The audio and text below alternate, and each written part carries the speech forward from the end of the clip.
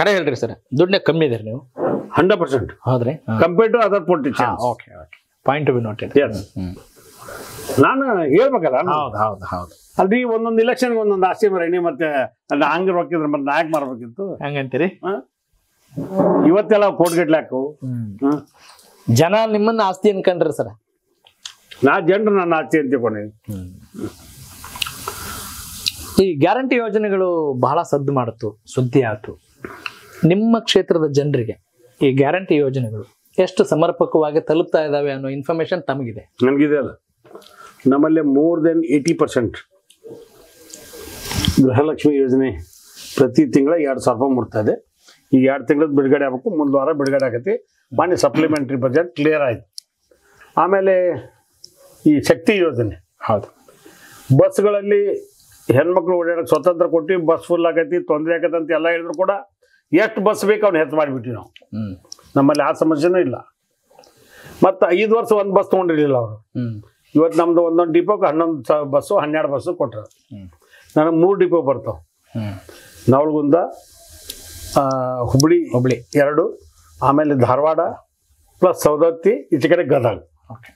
ಅದು ಕನೆಕ್ಟಿವಿಟಿ ಎಲ್ಲ ಕಡೆ 10-12 ಬಸ್ ಕೊಟ್ಟಾರೆ, ಏನು ಸಮಸ್ಯೆ ಇಲ್ಲ. ಆಮೇಲೆ ಅನ್ನಭಾಗ್ಯ ಇರ್ಬೋದು. ಆಮೇಲೆ ಈ ಕರೆಂಟ್ ಬಿಲ್ ಫ್ರೀ ಕೊಡ್ತಕ್ಕಂಥದ್ದು, ಅದು ಭಾಗ್ಯ ಜ್ಯೋತಿ, ಅದಕ್ಕೆಲ್ಲ ಸರಿಯಾಗಿದೆ. ನಮ್ಮಲ್ಲಿ ಯಾವ ಸಮಸ್ಯೆ ಇಲ್ಲ. ಸಣ್ಣ ಪುಟ್ಟ ಸಮಸ್ಯೆಗಳಿರ್ತಾವ, ಅವ್ನು ಬಗೆಹರಿಸ್ತೇವೆ.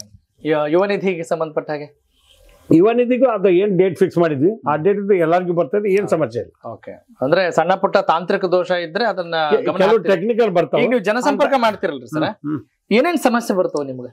ಒಬ್ರು ಹಾಸ್ಟೆಲ್ ಬೇಕು ಅಂತ ಬರ್ತಾರೆ, ಒಬ್ರು ರಾಣಿ ಚೆನ್ನಮ್ಮಗೆ ಅಡ್ಮಿಷನ್ ಕೊಡ್ಸೋ ಅಂತ ಬರ್ತಾರೆ, ಒಬ್ರು ಇಂಥ ಸಣ್ಣ ಪುಟ್ಟ ನನ್ನ ಮನಿ ಇಲ್ಲ ಅಂತ ಬರ್ತಾರೆ, ನನ್ನ ಮನಿ ಬಿದ್ದೈತಿ ಇದು ದುಡ್ಡು ಕೊಡ್ಸೋ ಅಂತಾರೆ, ನನಗೆ ಕಾಯಿಲೆ ಬಂದೈತಿ ಮುಖ್ಯಮಂತ್ರಿಗಳ ಪರಿಹಾರ ನಿಧಿ ಅಂತ ಕೊಡತ್ತಾರೆ.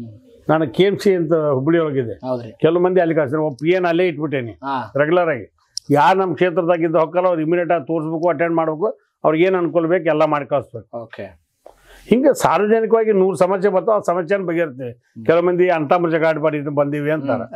ಇನ್ನು ಕೆಲವು ಮಂದಿ ಇಲ್ಲ ನಮ್ಮ ಹೊಲಕ್ಕೆ ಹಾಯಕ್ ಬಿಡವಲ್ರು ಅಂತಾರೆ. ಕೆಲವು ಮಂದಿ ಸ್ಟೇಷನ್ಗೆ ಹೋಗಾರ, ನಾ ಹೇಳ್ಬಿಡ್ತೇನೆ ಸ್ಟೇಷನ್ಗೆ ಹೋದ್ರ ನೀವಿಬ್ರು ಅಂತಮ್ರ ಇದ್ರ ರಾಜಿ ಆಗ್ರಿ, ನೀವು ಜಗಳಾಡ್ತೇವೆ ಅಂದ್ರೆ ನನ್ನ ಹತ್ರ ಬರ್ಬೇಡ್ರಿ, ಸ್ಟೇಷನ್ ಬಗೆಹರಿಸ್ಬೋದು ಅಂತ ಅಲ್ಲೇ ಪರಿಹಾರ. ನಾನ್ ರಾಜಿ ಸೂತ್ರ, ರಾಜ ಸೂತ್ರ ಕಾಳಜಿ ಮಾಡ್ತೀರಿ 100% ಕಾಳಜಿ. ಈಗ ನೋಡಿ ಯಾವ್ದಾರ ಒಬ್ಬ ಅಂತಮ್ರ ಇಬ್ರು ಜಗಳಾಡ್ ಬಂದ್ರ ಅಂತ ತಿಳ್ಕೊಡಿ, ಒಬ್ಬನ ಮೇಲೆ FIR ಆತಂತ ತಿಳ್ಕೊಳ್ಳಿ.